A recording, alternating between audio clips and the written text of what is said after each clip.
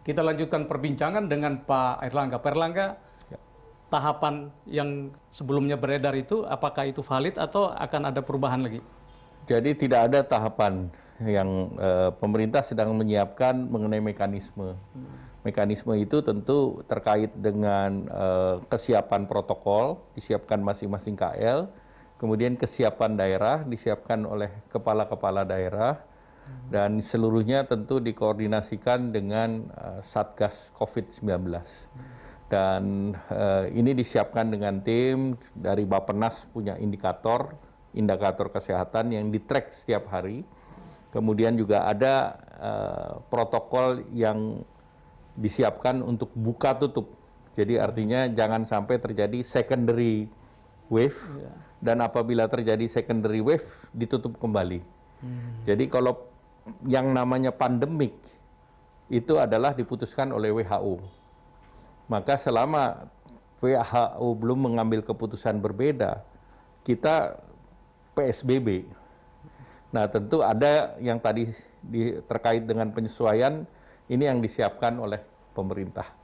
Nah, kapan itu bisa disesuaikan, itu tergantung dari readiness daripada sektor kesehatan, readiness dari sektor usaha, readiness dari masyarakat. Karena kunci kesiapan untuk normal baru atau penyesuaian terhadap COVID-19 ini adalah kedisiplinan masyarakat. Jadi berbagai pelajaran yang kita lihat dari negara lain, kata kuncinya adalah masyarakat yang disiplin.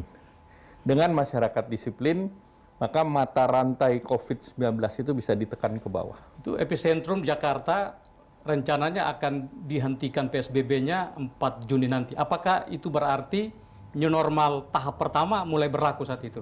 Jakarta kurvanya tergantung tracking hari apa, tetapi sudah mendekati 1. Jadi antara 1,05 dan 0,9 tergantung wilayahnya. Maka wilayah tersebut tentu bisa dibuka di unit terkecilnya. Tetapi yang mau di-track di Jakarta adalah dalam 2 minggu ke depan, apakah keseluruhan wilayah ini bisa turun di bawah 1. Nah, kalau keseluruhan wilayah dalam 2 minggu ini konsisten di bawah 1, maka tentu ada kesiapan dari daerah. Itu dalam konteks bisnis, jenis usaha apa saja yang akan dimulai pertama dengan mempertimbangkan faktor-faktor yang Bapak sebutkan tadi? Ya tentu kalau sekarang kan sektor produksi itu, produksi esensial dikecualikan dengan protokol. Jadi sekarang ada 8 sektor yang diperbolehkan, termasuk perdagangan yang terkait dengan sembako dan yang lain. Nah tentu ini kita akan relaksasi, akan dibuka secara bertahap juga dalam konteks kapasitasnya. Misalnya kalau terkait dengan kegiatan di pasar-pasar, mungkin diberikan kuota dulu terbatas, bahwa yang masuk itu dibatasi, dan juga orang yang mau membeli barang juga dibatasi waktunya. Nah ini tahapan-tahapan itu yang disiapkan dan disiapkan untuk uji cobanya.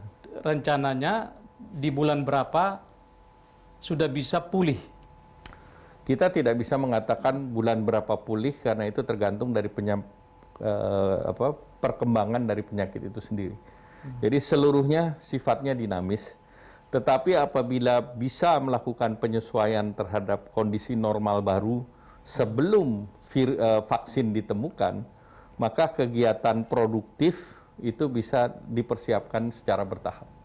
Apa ada target khusus terkait penyerapan tenaga kerja nggak? Karena sepertinya pemerintah agak melonggarkan orang mulai bekerja, terutama di sektor padat karya, karena khawatir ekonomi. Kalau di sektor padat karya, selama itu di production line, itu bisa diatur. Karena sekarang pun yang kerja di production line kan sudah pakai masker, bahkan sudah pakai beberapa menggunakan kacamata dan yang lain. Tinggal dari segi jaraknya aja yang diperlebar gitu. Jadi itu sebetulnya bisa dipersiapkan kalau di sektor produktif.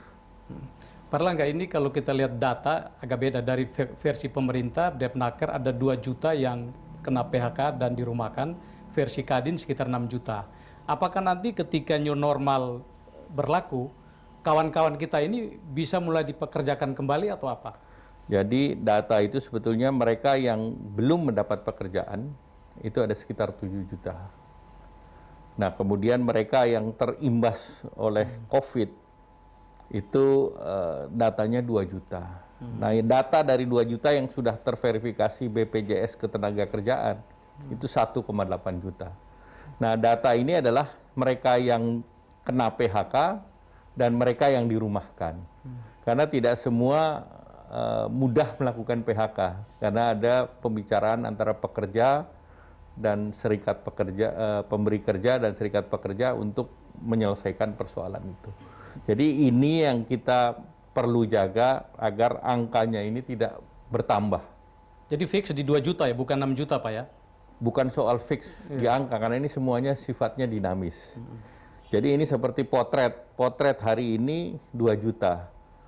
Plus 7 juta yang belum mendapatkan pekerjaan. Ini kan angka kita kan 7 juta, mereka memang belum masuk ke lapangan kerja. Nah, ditambah yang baru akibat COVID menjadi 2 juta. Nah, ini angka 2 juta. Kalau nanti ekonomi mulai berjalan lagi, target Bapak berapa persen dari 2 juta ini yang bisa dipekerjakan kembali, Pak? Ya, tergantung pertumbuhan ekonomi. Jadi kalau pertumbuhan ekonomi kan kita per 1% kira-kira 500.000. Jadi kalau pertumbuhan kita bisa dipacu ke 5% di tahun 2021, berarti ekonomi itu menciptakan 2,5 juta lapangan pekerjaan.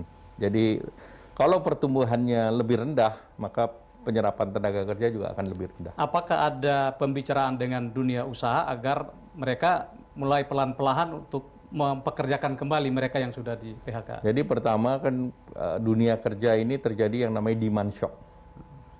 Nah, demand shock ini terjadi di 213 negara.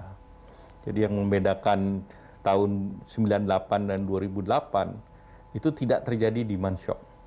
Yang terjadi di 98 adalah krisis moneter, tapi di beberapa negara ASEAN, tidak di dunia. Sehingga penghela ekonomi dunia seperti China dan Amerika masih bisa menghela, masih bisa kenceng, sehingga pada waktu itu UMKM dan yang berorientasi ekspor tidak kena masalah. Demikian pula di tahun 2008, epicentrumnya di Amerika, jauh dari kita.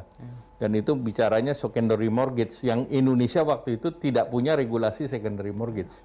Jadi kita tidak kena di sana, hanya kena sentimen market dan investor dari luar.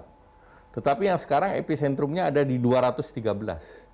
Sehingga untuk restart bagi bisnis juga tidak mudah. Karena misalnya demand-nya turun, termasuk ekspor. Beberapa ekspor tekstil, sepatu itu di hold. Karena mereka demand-nya juga di Eropa dan Amerika turun. Sehingga ini kepentingan kita semua untuk meningkatkan demand, baru ekonomi ini bisa kembali pada rate yang awal. Nah, demand shock ini apakah tidak dipecahkan lewat solusi misalkan memperkuat struktur ekonomi dari para pengusaha? Karena saya dengar Kadin itu mengeluhkan, bukan mengeluhkan tapi mengatakan pendapatnya bahwa dana pemulihan ekonomi yang 641 triliun ini terlalu kecil, Pak, dibanding negara-negara lainnya bisa sampai 10% dari GDP. Tapi kita bahas segmen berikut, Pak. Ya. Pemirsa, tetaplah bersama Pak Erlangga Hartarto. Cadangan kita, tabungan kita, ataukah kita memerlukan tambahan utang, Pak?